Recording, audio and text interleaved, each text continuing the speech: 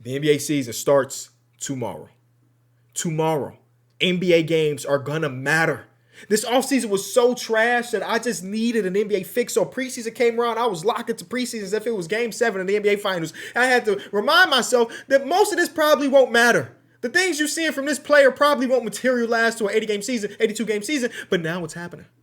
We got 30 teams with one goal in mind. Well, okay, every team don't got the goal to win the championship, but 30 teams, like 1,000 plus NBA games are coming up, and it starts tomorrow. I am so very hyped. Now, a couple days ago, I was sent this article, and I thought it's a good way to usher into this NBA season. It is one trade every NBA team would make if the deadline was before the 2025-2026 NBA season. When the person that sent me this quiz sent it to me, they also attached one of the trades. One of the craziest trades I've ever seen. A trade I've never even thought about. And I was wondering if the other 29 trades that's in this article are as crazy as the one I was sent. Now, before we get into the first official trade, can you just give me a minute and a half to promote something? I know I do ads occasionally, but it's rare that I promote one of my own projects. Last week, we announced that me and my team have partnered with NBC. Let me say it again. Me and my team have partnered with NBC for this upcoming NBA season, and part of that partnership is them giving us a 1-hour spot to produce content for them. Now, originally when we talked about it being on Peacock, and it is on Peacock, but I recognize that everybody doesn't have the platform Peacock. But if you want to stay tuned in, and I really, really hope that you would try to tune into it, you don't need Peacock. You actually don't need to spend a single dollar to watch what we're calling the Enjoy Basketball Hour. All you need to do is go to NBCSports.com/now. I'll put the link in the description. And every day, Monday through Friday, for the entirety of this upcoming season at 12 to 1 o'clock Eastern time, your boy is on. This is crazy because, like, Dan Patrick is a legend in this space, and I'm right after him, and Dan Le Batard is an absolute legend in the space. I'm like squished in between two legendary shows. So today is my show premiering at 12 to 1. Tuesdays, Thursday, Fridays also a show that I host, and then Wednesdays my boys Pierre's. Again, this is like a dream come true. And I would really hope that you guys would be interested to check it out at least a few times to see if it's really your cup of tea. It's on Peacock, NBC Sports app, the Roku channel, Pluto TV, Zumo, everywhere. I'll put the link in the description. Completely free. Check it out, please. Now that is over, let's talk about these trades, ladies and gentlemen. And I will say the podcast is very similar to these sit-down videos we end up doing. Atlanta Hawks to start off, and this is a trade for sure. It is Jalen Johnson, Onyeka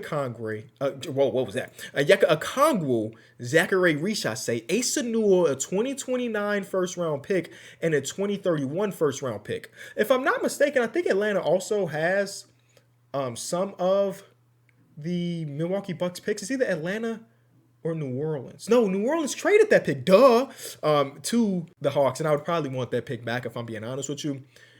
If you are in the hypothetical world where you have to trade Giannis, he walked into the office and said, get me out of here, and I don't care where I really want to go, because I guess there's rumors that he would want to go to New York at all places. This is not a bad return for Giannis. Former first overall pick, that may be the least talked about first overall pick in history. I'm a big believer in Zachary Richase. Like I said, as somebody that was locked in the preseason, he surprised the hell out of me for year number 2. Jalen Johnson has all the upside in the world. I think he could be an all-star player one day. And Onyeka Okongwu hasn't materialized the way that they anticipated him to materialize, but he's still a really good ball player. And then Asa Newell is kind of, I don't know, it's open for interpretation. If you were going to trade Giannis, this is not a bad trade package, unless you don't believe that any of these 4 guys have all-star upside, right? If you are somebody like me that believes that Jalen Johnson can be an all-star, or that has an inkling in the back of my brain that feels like Richase could be there one day, this is not a bad trade offer at all. I actually like this one a lot.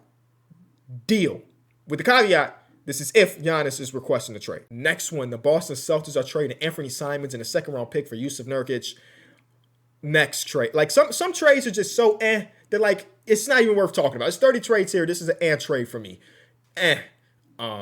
Michael Porter Jr. for Jeremy Grant and a top 5 protected pick. Interesting. So, interesting. So this is Portland giving up a top 5 protected pick for 6 years down the line for a ball player who's better than Jeremy Grant at this point, even though, again, Jeremy Grant also had a couple of preseason games. It's like, oh, okay, Jeremy Grant might be okay again. I am not trading away a first-round pick for a player that doesn't raise my ceiling much if I'm not a team that's competing. Like genuinely competing for a championship. Michael Porter Jr. is a better ball player than Jeremy Grant at this moment in time.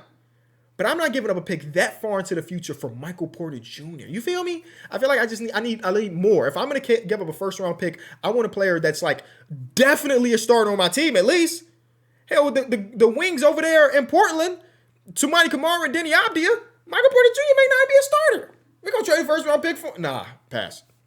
I don't like that. I mean, that's good value if you're the Brooklyn Nets, you know. Get to basically turn Cam into a first round pick, to turn the thing you got back from Cam to another first round pick. That would be a win, but it's not a win if you're the Portland Trailblazers. Next, the Charlotte Hornets are trading Miles Bridges for Tobias Harris and a lottery protected 2031 first round pick. I can't say I hold any basketball opinions about Miles Bridges right now. You know what I mean? He feels like one of those players for me exclusively that like kind of got lost in the shuffle of last season because I wasn't watching much Charlotte after LaMelo and Brandon Miller were down. So I can't tell you if like, I mean, I can tell you his stats, but they don't really tell you the full story of him as a ball player at this moment in time. So I'm just going to pass on this one strictly because if I am the Detroit Pistons who are trying to compete, I think I would want to use this lottery protected first round pick and maybe more assets to get a player that's maybe a tier or two above Miles Bridges. But again, that's coming from me who didn't watch all of the Miles Bridges games. This is the trade that was sent to me, by the way, so I'm already in knowing this one. It's Vucevic and a lottery protected 31st overall, 31st pick or 31 pick for Jonathan Kuminga. It's the same thing that I talked about earlier here. That's like Jonathan Kuminga could be a stud in this league. Who the hell knows if he's being held back by the Golden State Warriors? One thing I do know, I don't want to be the team trading away a 2031 first-round pick when we're trash. The Bulls are trash right now. There's no other way around it. I don't want to give up a future pick for somebody that's not a star. He's not a star. Even if he could be one day, it's not worth it, even though I do want Vucevic off my damn team. Even if it's lottery protected. Now, if you're telling me this lottery protected turned into 2 seconds, then maybe, I guess. But a lot of the times that lottery protected pick end up turning into top 5 protected the next season, and unprotected the year after that. Not worth it. Not worth it. Not worth it. Not worth it. The Cleveland Cavaliers are trading Jared Allen for Obi Toppin, Ben Shepherd, a top 5. Whoa. Hold on now. Did you cook? Obi Toppin, Ben Shepherd, a top 5 protected pick in 2029. What I will say, if I am the Indiana Pacers, I really do like this deal. I do like this deal. Obviously, their center positions were the biggest hole in their team as of today, right? As soon as Halliburton comes back, you got Jay Huff, you got Ajax, and maybe you believe in Ajax. Jared Allen is undoubtedly an upgrade over both of those guys. You could put those two guys and make them one person, and Jared Allen is still an upgrade from that. And from the Cavs' perspective, this is if they flame out again, right? I guess if they flame out again and they want to go all in on Evan Mobley being a 5-man, Obi Toppin is not a bad 4-man to slide into there, and Ben Shepherd has the opportunity to be like a real rotational player. I mean, he is a real rotational player now, but also be a real rotational player for the Cavs, who are already dealing with a bunch of injuries and stuff, and maybe have some injuries in the future because they've had some injuries in the past. I don't mind this trade. Is it the perfect trade? No. But I don't mind this trade from both sides. If, again, caveat, the Cavs flame out. And yeah, no notes. I feel like it's rare that we do these trade videos and I look at a trade and like, I kind of like that for both teams. Next, we got the Dallas Mavericks. Caleb Martin in a second-round pick for Kyle Anderson. We'll skip through that one. Zeke Naji in a first-round pick swap for Ayo Dosunmu.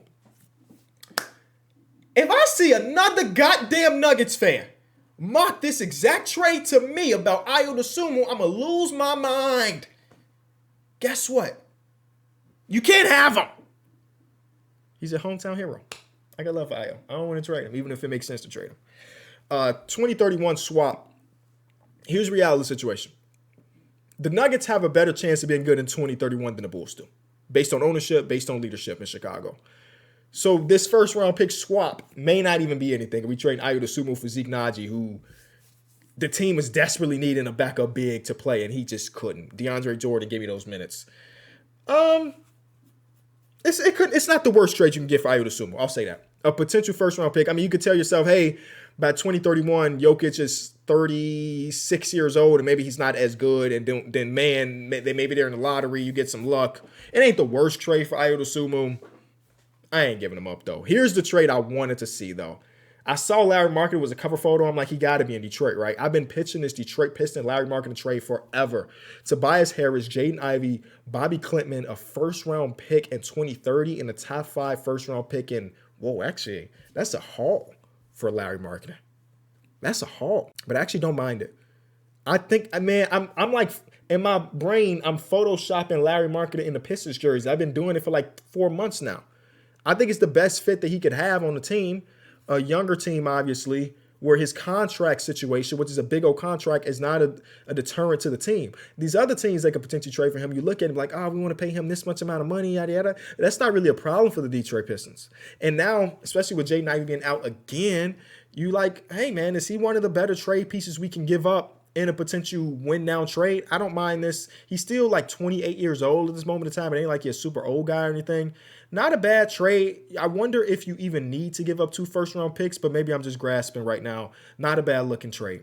Golden State Warriors, Jonathan Kuminga for Corey Kispert in the pick. So if you are the Wizards, you're giving up a pick, but you're not giving up any pick that's super valuable to you necessarily because it is a Warriors pick. Now, you could say it's still a valuable pick overall because 5 years down the line, Steph Curry's 42 years old. Draymond Green is 41 years old. And Jimmy Butler's 40 years old. Like, that pick could legitimately be really important. You know what I'm saying? So I may have to hold on to that pick. We already got a surplus of young talent in Washington anyway, right? If you're the Wizards fans, let's figure out if anybody on our team right now is really good before we start trading away for other people's problems or other people's assets. Houston, whoa. Okay, Houston Rockets trade is Fred VanVleet.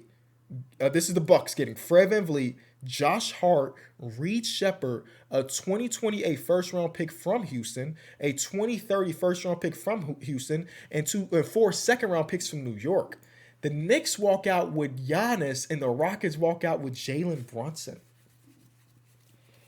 Hey, I know the NBA is a business, but if Jalen Brunson gets traded for any reason on this current contract, I've lost all hope in basketball.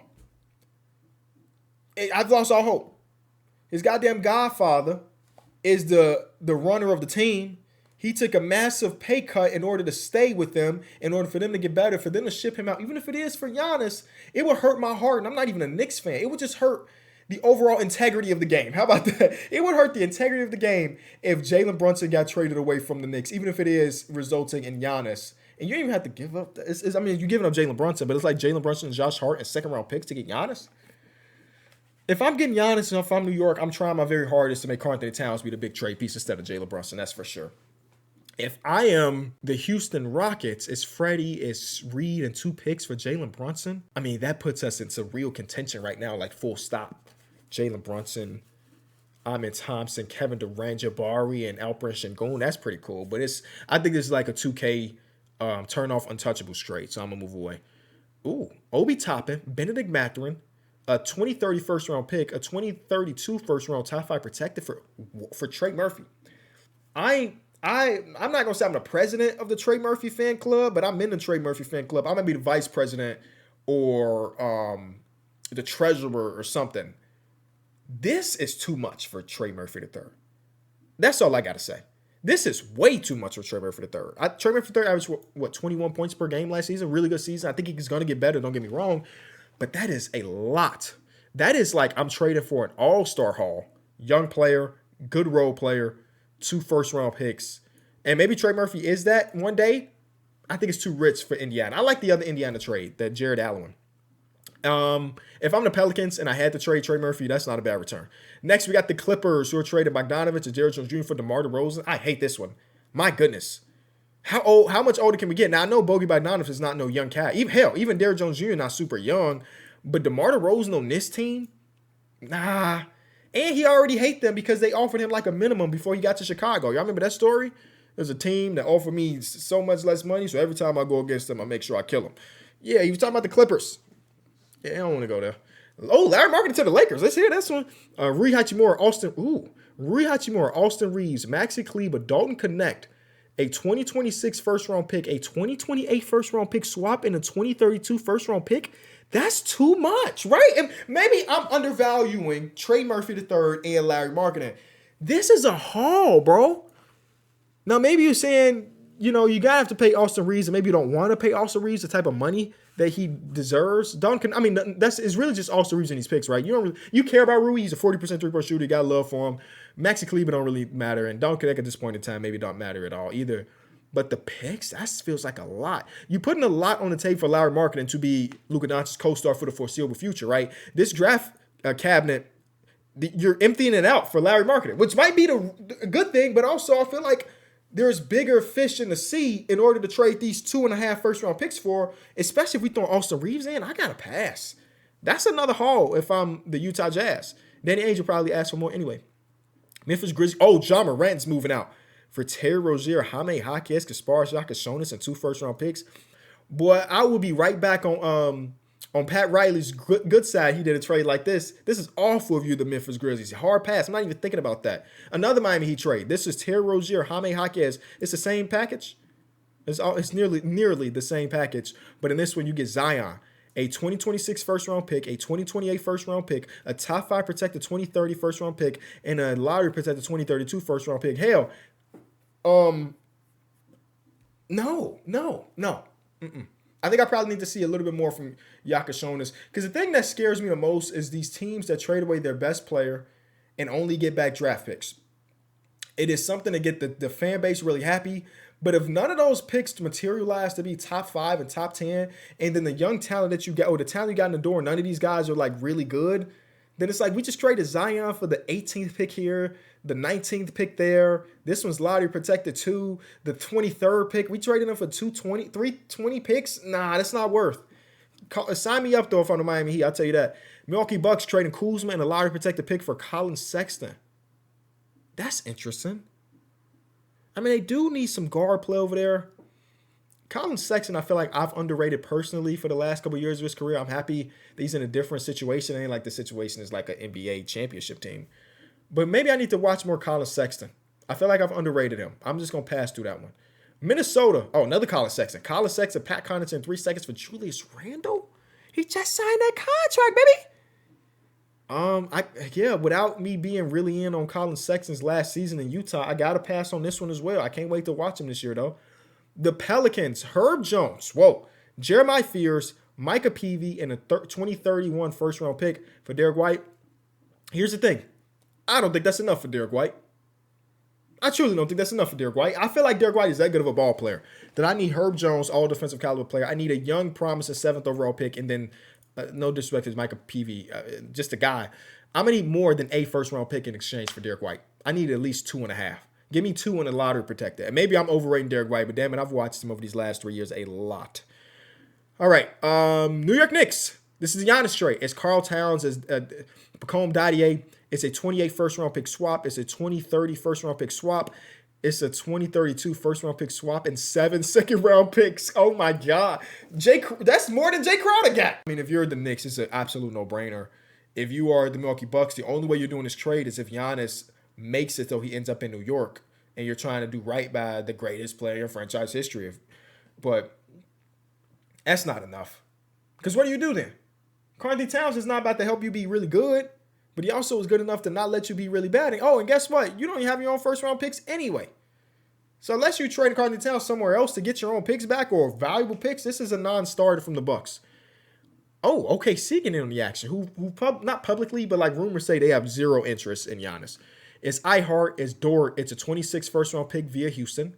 It's not a good pick as of today. It's a 2028 first-round pick via Dallas. Maybe. Who knows? It's a 2030 first-round pick via themselves. It's not a good pick. A 2032 first-round pick, not a good pick. And 8 second-round picks. That just made OKC the most expensive team for the foreseeable future with Giannis's money, Chet signed his money, J-Dub signed his money, and Shea signed his money. I mean, that team feels like it might be unbeatable. I'll tell you that. It's a fun trade. It's a fun trade. But I don't know. Maybe I'm just being contrarian because I just said something about the players here. I don't think these players are interesting enough for the Bucks fans. Like, throw Case and Wallace in. Hell, give me Ousmane Dieng. Y'all ain't playing him anyway. Give me one of these young players. Give me Topic. I need one of the young players if I'm the Milwaukee Bucks because Dort and iHeart could be gone in just a year. Give me something that's a staple as far as young assets, young talent, and maybe I'll think about this deal, damn it. Maybe I'll think about the deal. Orlando Magic. Jalen Suggs. Ooh, it's going to hurt my heart. John Isaac, a 2029 first-round pick swap, a 2031 first-round pick swap, and then a true 2032 first-round pick for Trae Young.